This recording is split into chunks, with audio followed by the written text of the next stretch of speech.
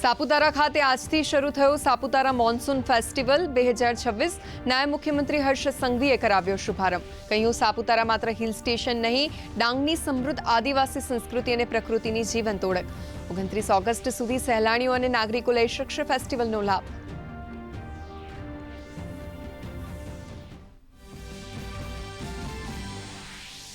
આવતીકાલથી સમગ્ર દેશમાં હર ઘર તિરંગા અભિયાનનો થશે શુભારંભ. 19 ઓગસ્ટ સુધી ચાલનારા અભિયાન અંતર્ગત ગુજરાતમાં યોજાશે 1200થી વધુ તિરંગા યાત્રા. 10 ઓગસ્ટે ગાંધીનગર ખાતે રાજ્યકક્ષાની તિરંગા યાત્રા અને તિરંગા કોન્સર્ટ. 70 લાખથી વધુ ઘરો પર તિરંગો લહેરાવીને ઉજવાશે રાષ્ટ્રભક્તિનો ઉત્સવ.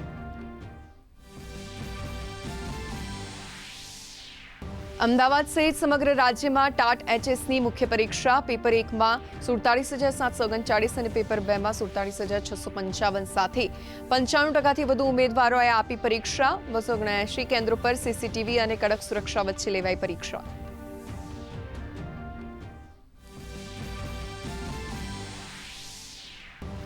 આઈઆઈટી દિલ્હીના 57મા દીક્ષાંત સમારોહમાં સામેલ થયા પ્રધાનમંત્રી નરેન્દ્ર મોદી. કહ્યું, આગામી સમયમાં યુવાનો પર હશે મોટી જવાબદારી. સાથે જ પીએમ મોદીએ એઆઈ સંચાલિત પરમપ્રજ્ઞાનું પણ કર્યું ઉદ્ઘાટન.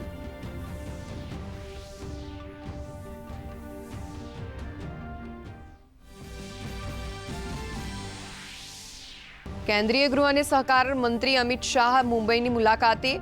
પોર્ટમાં NUCFTCની ઓફિસનું કર્યું ઉદ્ઘાટન. તમામ સહકારી બેંકોનો અમ્બ્રેલા ઓર્ગેનાઇઝેશન સાથે સંકળાવા કર્યો અનુરોધ.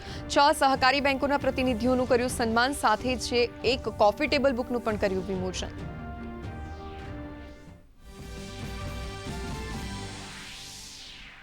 અમદાવાદમાં ફાયર સેફટીની એનઓસી મંજૂર કરવાના બદલામાં નાણાં લેતા ચીફ ફાયર ઓફિસર એસીબીના હાથે ઝડપાયા. અમદાવાદ મ્યુનિસિપલ કોર્પોરેશને તાત્કાલિક અસરથી હોદ્દા પરથી કર્યા દૂર. અન્ય વ્યક્તિની મદદથી લેતા હતા નાણાં. કોર્ટે બંનેને 5 દિવસના રિમાન્ડ પર મોકલ્યા.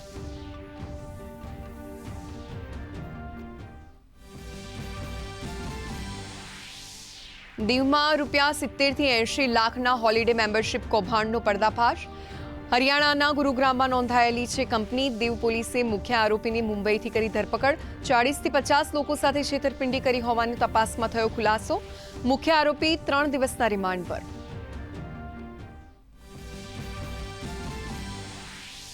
રાજ્યમાં ચોમાસું ફરી સક્રિય. આજથી રાજ્યમાં ગાજવીજ સાથે સાર્વત્રિક વરસાદની આગાહી. મધ્ય અને દક્ષિણ ગુજરાતમાં હળવાથી મધ્યમ વરસાદનું અનુમાન. તો આગામી 7 દિવસ વરસાદી માહોલ રહેવાની શક્યતા.